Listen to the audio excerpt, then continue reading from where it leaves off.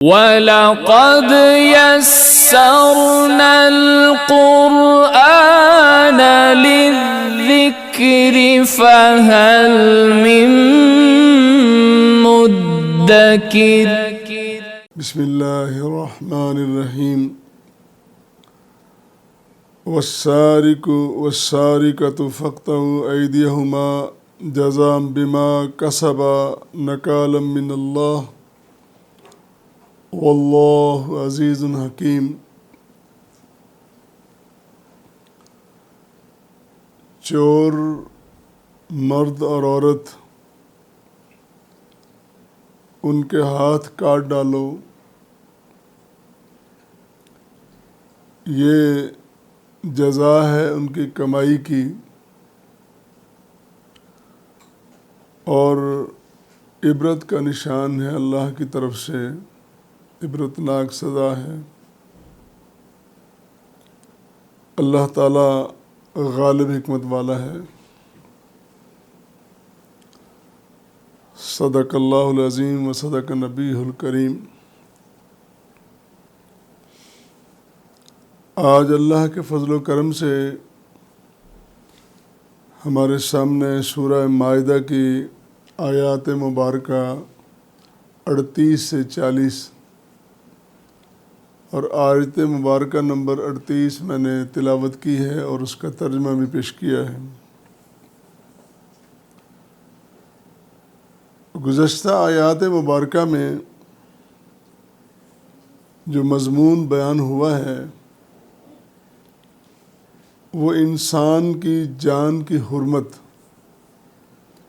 کہ انسان کی جان کتنی قیمتی ہے، اس کا تحفظ کتنا اہم ہے۔ ایک جان کی حفاظت کرنا گویا کہ دنیا بھر کے انسانوں کی حفاظت کرنا ہے، اور اگر ایک انسان کو تکلیف پہنچتی ہے یا قتل کر دیا جاتا ہے تو ساری انسانیت کو قتل کر دیا جاتا ہے۔ اس کے ساتھ ہی یہ کتنی خوبصورت ترتیب ہے، انسانی جان کی حرمت بیان کرنے کے بعد اللہ نے بیان فرمایا کہ چور کے ہاتھ کاٹ ڈالو، یعنی مال کی حرمت بیان کی ہے۔ جس طرح انسانی جان بڑی قیمتی ہے،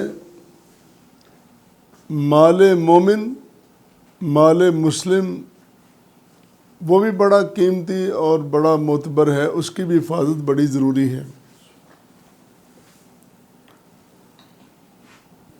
اور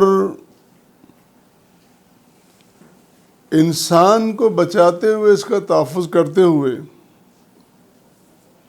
ہر لحاظ سے اس کو تکلیف نہیں دینی، اس کو ہاتھ سے تکلیف نہیں دینی، اس کو زبان سے تکلیف نہیں دینی، اس کو کوئی گزند نہ پہنچے، اور اس کو ظلم و ستم کا نشانہ نہ بنایا جائے، بلکہ اگر قتل کر دیا جاتا ہے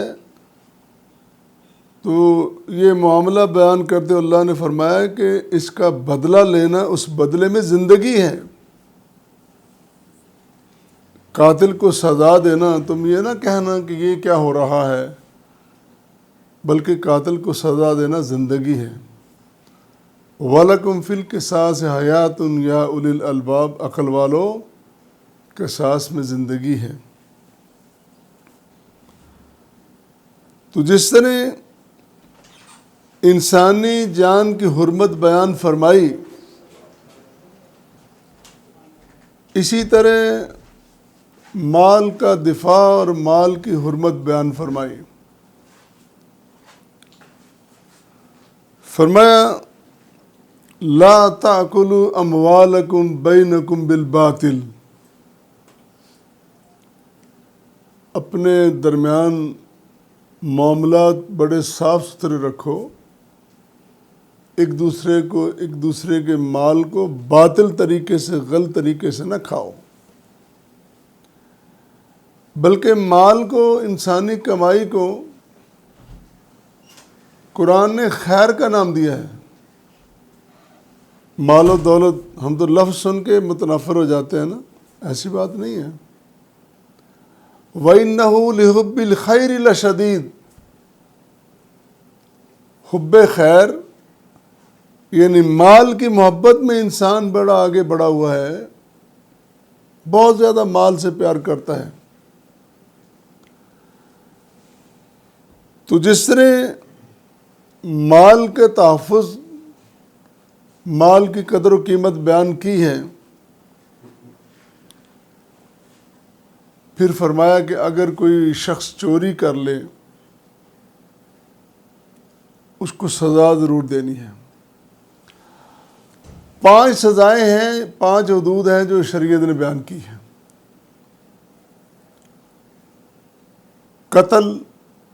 قتل کرنے والا، قاتل جو ہے بہت بڑا مجرم ہے، اللہ نے حد مقرر کر دی کہ اس کو سزا دینی ہے۔ اسی طرح ڈاکہ ڈالنے والا، چوری کرنے والا، امن کو تباہ کرنے والا، سسٹم کو برباد کرنے والا، اس کی سزا بھی سنا دی، اس کی حد مقرر کر دی۔ ایک زانی ہے، وہ عزت کا قتل کرتا ہے، عصمت دری کرتا ہے، عصمت کا قتل کرتا ہے، اس کی سزا رکھی اللہ نے۔ ایک شخص شریف النفس آدمی پر، اچھے بھلے شریف آدمی پر تہمت لگا دیتا ہے، جھوٹا الزام لگا دیتا ہے، اس کو بڑا جرم قرار دیا، اس کی بھی حد مقرر کی، 80 کوڑے لگاؤ اس کو۔ اور ایک شخص شراب پی کے غلق پاڑا کرتا ہے، امن تباہ کرتا ہے، معاشرے کے سسٹم کو خراب کرتا ہے، برباد کرتا ہے، فرمایا اس کو بھی سزا دو۔ اور اگر بغور دیکھیں، زیادہ غور نہ بھی کریں، سادہ نظر سے بھی دیکھ لیں، پھر بھی پتہ چلتا ہے کہ ان تمام سزاؤں میں زندگی ہے۔ انسانی معاشرے کو، انسانی سماج کو جرائم سے، ظلم سے بچایا جا رہا ہے، زندگی ہے، یہ زندگی بخش ہے، زندگی افزا ہے، حیات افزا ہے۔ لیکن اس کے باوجود اللہ کو معلوم تھا کہ لوگ اس کے بارے میں باتیں کریں گے، لوگ طرح طرح کی آوازیں اٹھائیں گے۔ تو آج اس عظیم ترین نصاب کے بارے میں، نظام کے بارے میں لوگ اتنی باتیں کرتے ہیں، وحشیانہ سزائیں کہتے ہیں۔ اللہ کے نظام کو اللہ کے بندے، انہیں پتہ ہی نہیں کہ ہم کتنا بڑا جرم کر رہے ہیں کہ ہم اس کو وحشیانہ سزائیں کہہ رہے ہیں۔ ان حدود اللہ کو وہ اپنی مرضی سے پوری دنیا کو مار ڈالیں۔ اتنا اسلحہ ان جدید ترین یا ترقی یافتہ قوموں نے اتنا اسلحہ بنایا، کس لیے بنایا ہے؟ بندے مارنے کے لیے۔ انہوں نے جب بندے مارنے ہیں، عورتیں مریں گی، بچے مریں گے، ضعیف مریں گے، شریف النفس مریں گے، برے سبھی مریں گے، جو بھی گولی کی زد میں آئے گا مرے گا۔ پرامن شہریوں کو مار دیتے ہیں، لیکن اگر مجرم کو سزا دی جائے تو وہ کہتے ہیں یہ وحشیانہ سزا ہے۔ یہ صاحب شعور بندے کی آواز نہیں، یہ شیطانی اور ابلیسی آواز ہے، یہ باطل کی آواز ہے، قرآن کے خلاف بات کرنا، سنت کے خلاف بات کرنا۔ اب دیکھیں، یہ جو اسرائیل کی لڑائی ہے، لڑائی نہیں، جنگ نہیں، بلکہ یہ یک طرفہ ظلم ہے۔ عام تعداد بتائی گئی کہ 70,000 بندے مرے ہیں، شہید ہوئے ہیں۔ لاکھوں. ابھی جب یہ امن کا سلسلہ قائم ہوگا پتہ چلے گا کتنی لاشیں اٹھائی جائیں گی، کہاں کہاں سے نکلیں گی. کیوں؟ کوئی وجہ اس کی، کوئی نصاب نظام ان کا. کیوں مار رہے ہیں بندے؟ تسلط کے لیے، اپنے آپ کو بڑا کرنے کے لیے، بڑا بنانے کے لیے، اپنا تسلط بٹھانے جمانے کے لیے.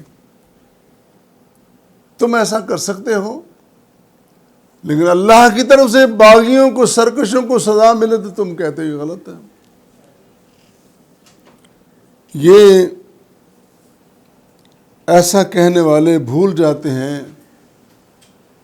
وَلَكُمْ فِي الْقِصَاصِ حَيَاتٌ یا اُولِي الْأَلْبَابِ. عقل والو سمجھو،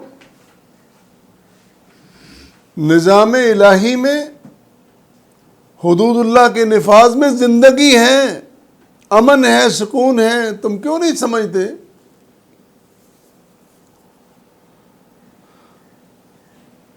یہاں ہم دیکھتے ہیں تمام تر تنقید کے باوجود یہ مغربی ممالک ہیں، ترقی یافتہ ہیں، کچھ ترقی پذیر ہیں، کچھ پسماندہ ہیں، سب ایک طرف. عرب ممالک میں ایک ملک ہے سعودی عرب،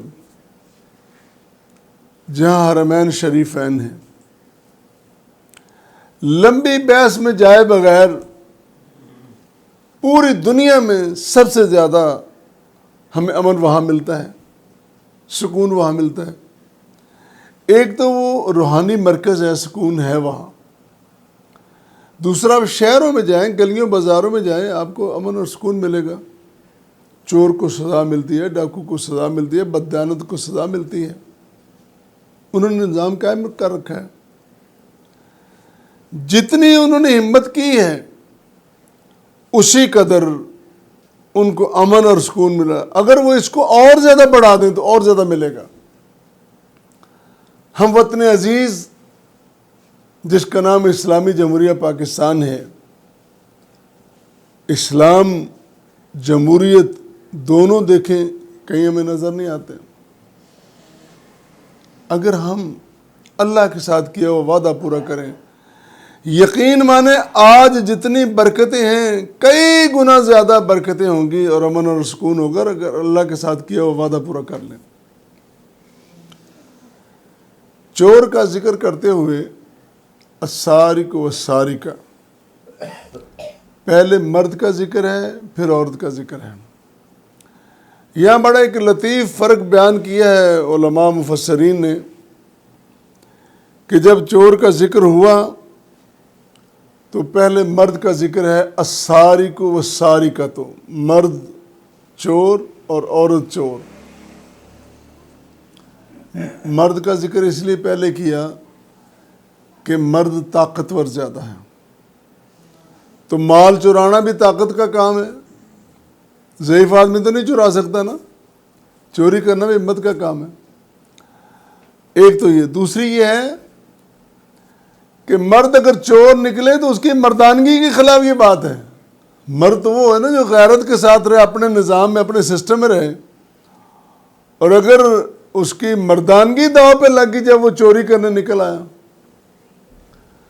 لیکن جب زنا کا ذکر ہوا تو وہاں الزانیہ والزانی، پہلے زانیہ یعنی عورت زنا کرنے والی، وہاں عورت کا ذکر پہلے کیوں کیا؟ اس لیے کہ زنا میں، چوری میں تو مال داؤ پہ لگتا ہے نا، مردانگی داؤ پہ لگتی ہے، تو زناؤں میں عزت، عفت، شرم و حیا داؤ پہ لگتا ہے. حیا باختہ ہو کر بندہ یہ کام کرتا ہے. تو مرد کی نسبت عورت میں حیا زیادہ اللہ نے رکھا ہے، شرم زیادہ رکھی ہے، ضبط اور صبر بھی زیادہ رکھا ہے. اور یہ ممکن ہی نہیں ہے کہ عورت اگر انکار کرے، اس کی توجہ نہ بنے تو یہ سارا سسٹم چلے. وہ جو زبردستی کیسز ہوتے ہیں وہ بہت منفرد وہ خال خال ہوتے ہیں. عورت کا ارادہ بنتا ہے، توجہ بنتے، تبھی یہ سارے معاملات ہوتے ہیں. اس کی حیا باختگی کا اظہار، اس کا حیا، اس کی شرم داؤ پہ لگنا، اس کا تذکرہ کرنا، اسی لیے اس کا ذکر پہلے ہوا الزانی والزانی. اور ہم یہ بھی ذہن میں رکھیں، اسلام نے چور کی جو سزا مقرر کی ہے، اگر ہم پہلے نظر اٹھائیں دیکھیں تو اسلام سے پہلے بھی چور کو سزا دی جاتی تھی. مورخین نے بھی ذکر کیا ہے اور مفسرین نے بھی. قریش نے سب سے پہلے چور کا ہاتھ کاٹا، ایسے شخص کا جس نے کعبۃ اللہ سے خزانہ چرایا تھا. یہ ایک مثال میں نے دی ہے، اور کئی مثالیں ہیں. تو یہ سزائیں پہلے بھی تھیں، لیکن اسلام نے اچھی چیزیں برقرار رکھیں اور غلط چیزیں ختم کر دیں، تلف کر دیں. لیکن آج پڑھا لکھا دانشور ان جہلاء سے بھی بدتر ہیں. دور جاہلیت میں جن جہلاء نے ایسی سزائیں دی اور اسلام نے اس کو ایک سسٹم دیا، ایک نظام دیا، آج کا پڑھا لکھا ان جہلاء سے بدتر جاہل ہے.